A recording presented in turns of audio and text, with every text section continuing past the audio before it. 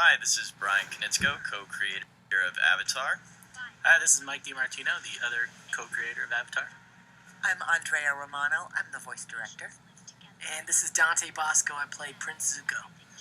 Thanks for coming today, guys. We're going to be watching the Southern Raiders, which I think is probably our darkest episode of the whole series.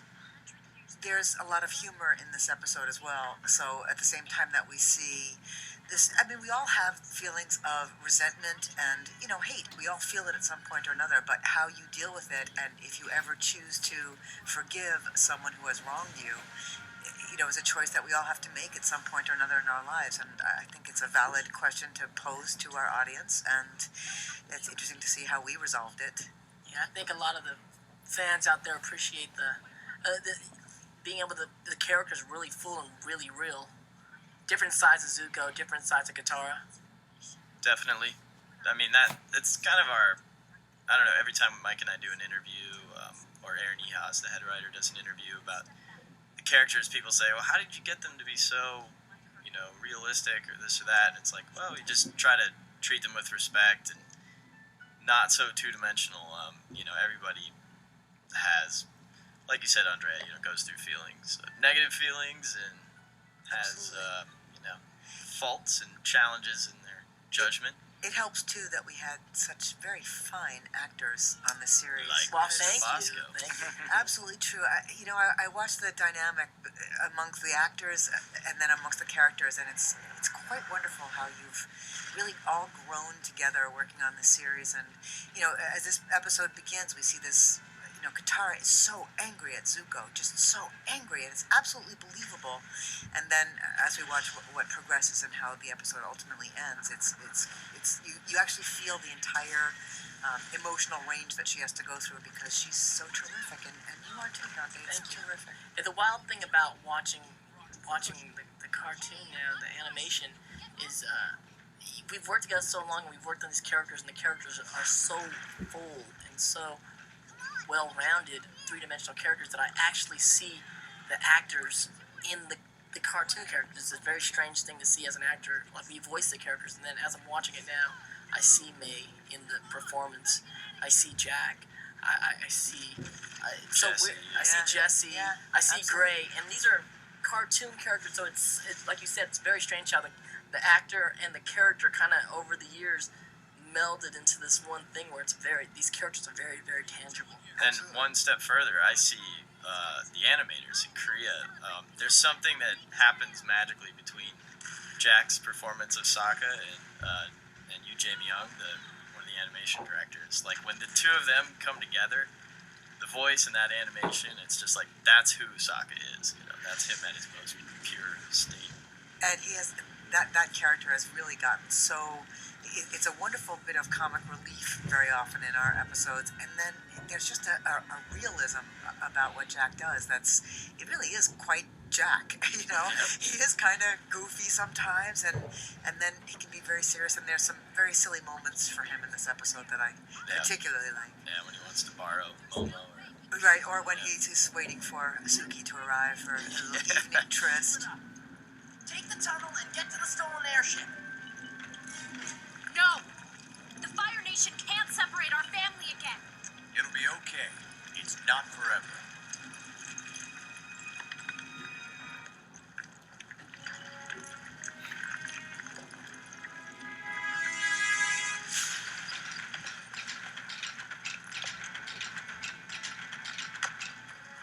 I can clear that away and we can fly out through there. There's an awful lot of fire in that general direction. We'll get through. Let's go.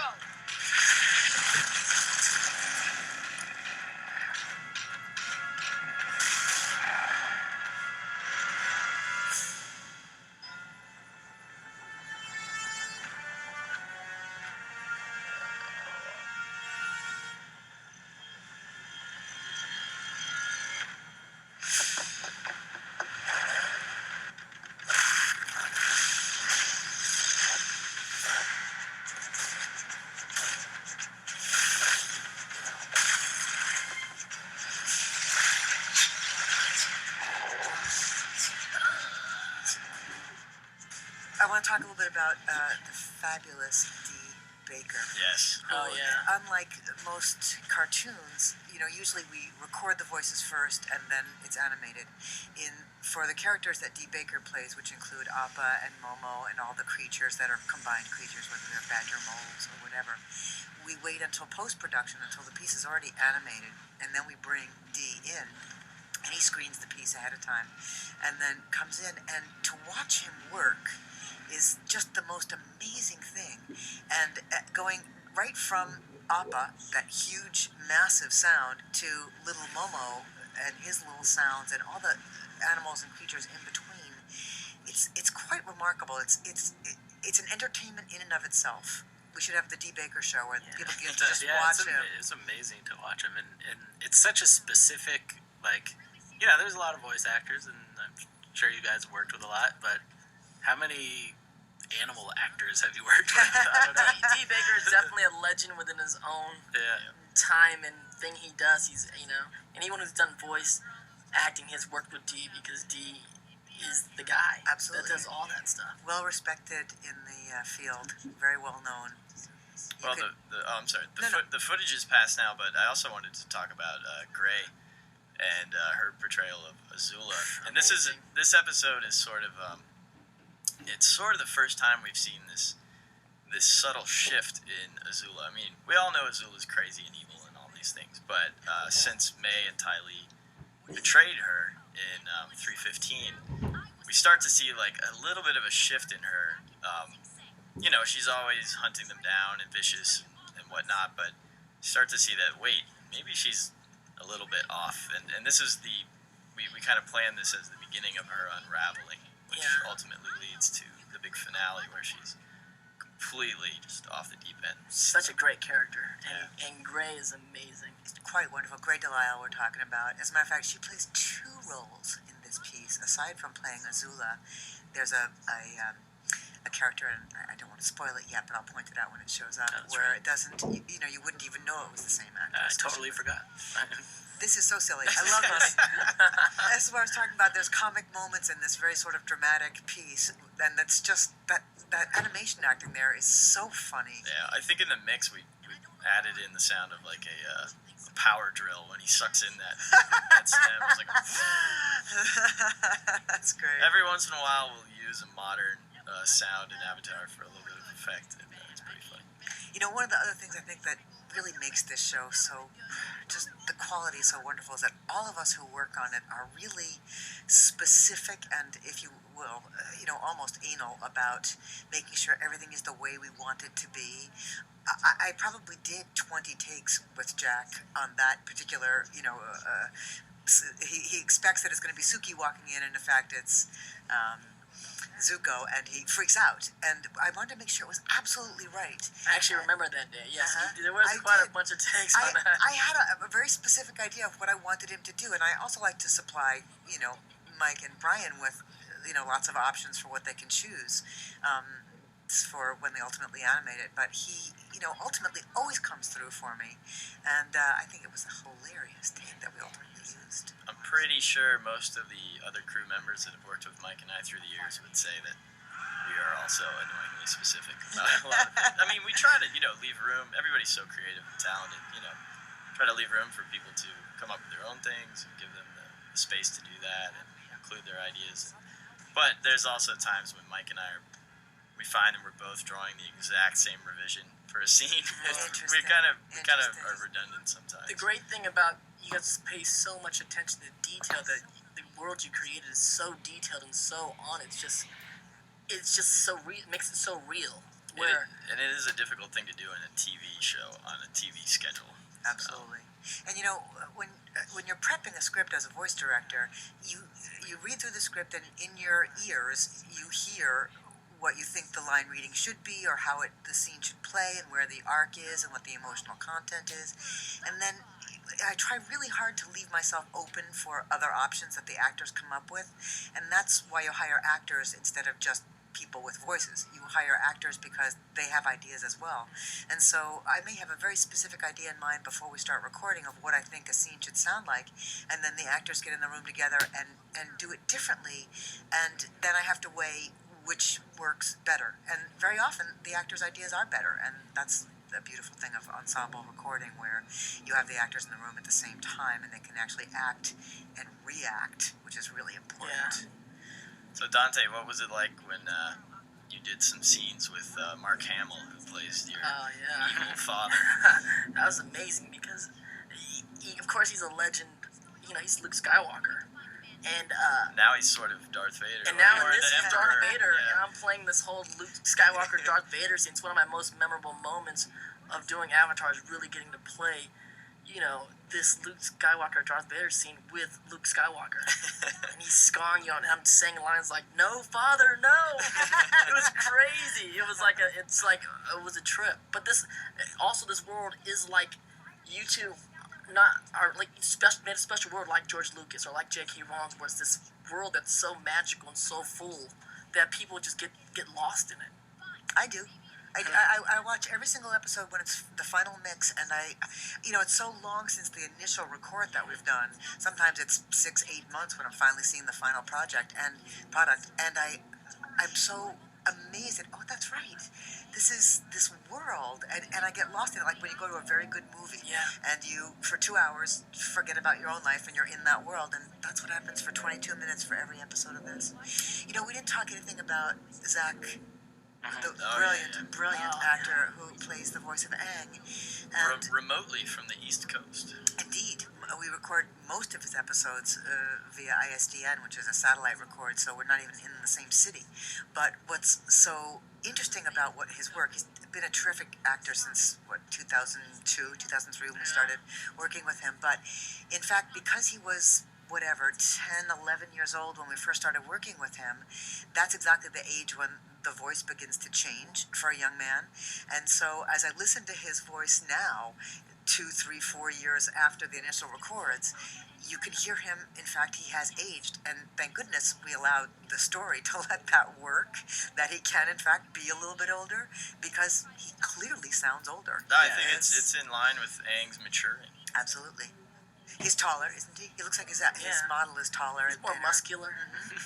He ranges in buffness depending on the episode. There you go. Depending on the animator. Or I've storyboard noticed that. artist, yeah. I've noticed that. Same with Sokka. Sometimes Sokka's a twig like me, and then sometimes he's pretty buff. How do you do, Andre? I know, like you said, Zach is in New York, and sometimes we have the actors all together here in LA, but a lot of times we're recording, all the actors separately for the same script. How do you kind of keep everything in your mind so you know that what Dante says one day is going to match up with what May says later? It's a great question, and I do try to remember exactly what we did, but sometimes it could be 2 weeks between the time I recorded Dante's line and then the next line is Zach's line.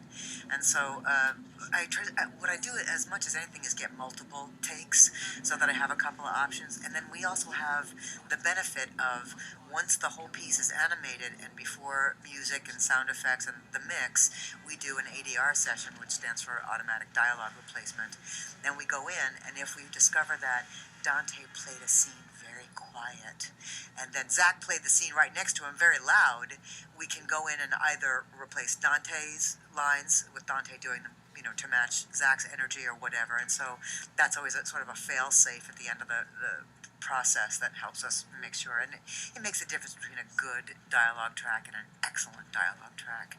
But the scripts are so well written that it's not that difficult to figure out how the scene should flow, and so it's kind of easy to get a couple of takes from everybody that will ultimately cut together. Yeah, and I think the first season we pretty much were in the room most of the times together. Yeah. So we really established that foundation of who we were and our relationship with each other as the characters, and even just as actors, and really got to know each other. And then you all got really busy and never. Then we all got really busy.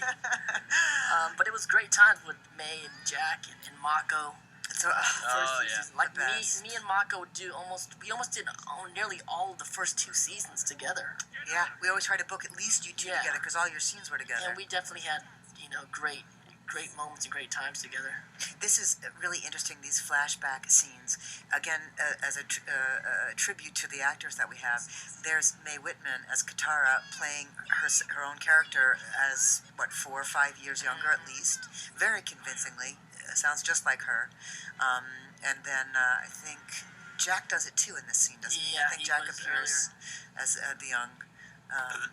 What you were going to say before, I think, was that Gray actually plays Katara's mom. Exactly. Did we I miss that did scene not know already? that. I Yes. did not know that. Yes. So the woman who plays Azula also plays Katara's mom in this particular episode. Great Asao is amazing. Great Allow, beautiful actress, terrific.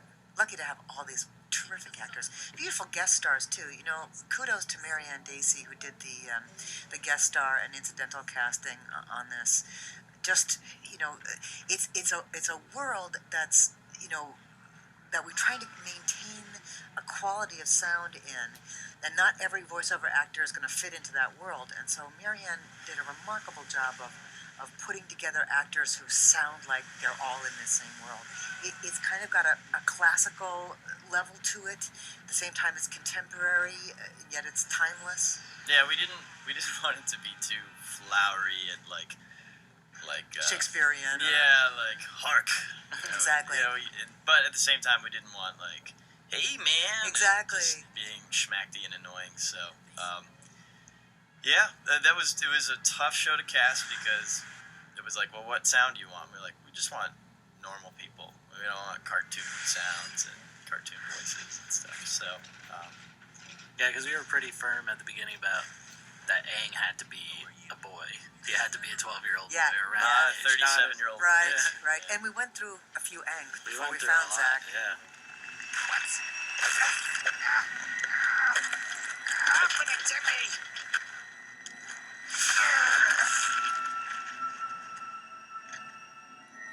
Think back.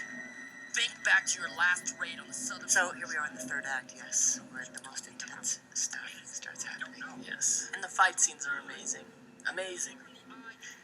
Thank you. I mean, definitely like feature film quality, John Woo kind of fight scenes.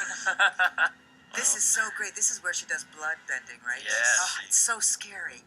Takes it really this is. dark skill that she reluctantly learned in episode 308. Yeah, That's I love that you there's remember. another important lesson. It's like once you have power over someone, are you strong enough not to use it? Or use restraint Yeah. in life. Even the thought of blood bending is an idea that it's just crazy. Like the average television or Nickelodeon watcher is not thinking about blood bending, but yet it's a very possible situation in this world, and I think that's what makes it so exciting for people who watch the show. Yeah, and it's not a skill that they take, or certainly Katara takes lightly. It's a very serious Yeah. proposition to Yeah. just do that on somebody. And it's not treated lightly. Yeah. And here she is. She's so close to being out of control, and that's what adds so much to the drama of it. Is we think she could really lose it here and really do something that she regrets for the rest of her life, but she manages to hold herself. I love the fact that this evil man is now reduced to being yelled at by his elderly mother while trying to garden. Maybe this is why he was so evil. It's karma. Maybe When he's out in the world, he's just channeling her. Yep. Yep.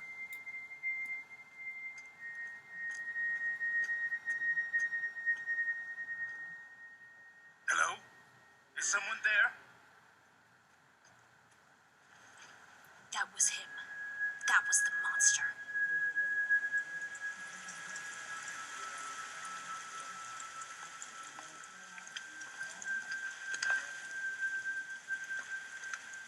Back to the blood bending. It reminds me of a very real thing in martial arts. In the breadth of a certain discipline, on one end you have healing, where cultivating this, what they call chi or ki in different cultures, cultivating this kind of life force energy. On one hand, can be used to heal people, can be used to benefit other people, and then on the other hand, is the will behind it. It can be used to kill someone, and you have to.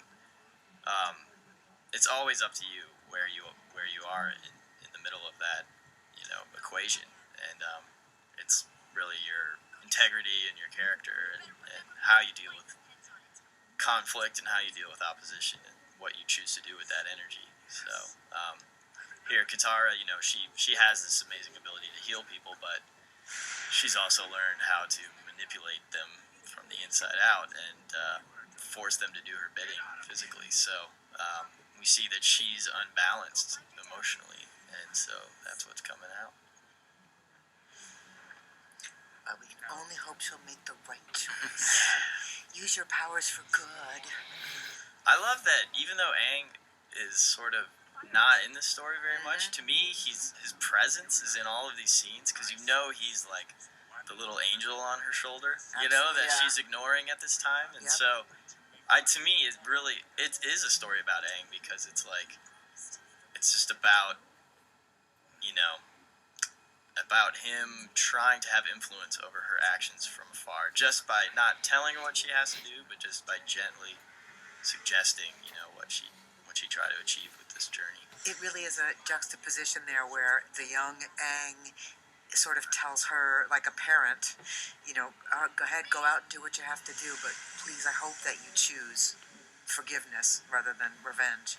And, here he is, the young one, and she, is the older one who should be sort of teaching him, and in fact they switch and he teaches her. So I agree with you. He is with her through this entire journey she goes through. I think it's also interesting that, if you look on paper, Aang has lost a lot more than Katara has, and he sort of gently reminds her of this. He's like, hey, my whole culture was wiped out. Everyone I've ever known was wiped out. And but as we all know in real life, you can't really quantify suffering.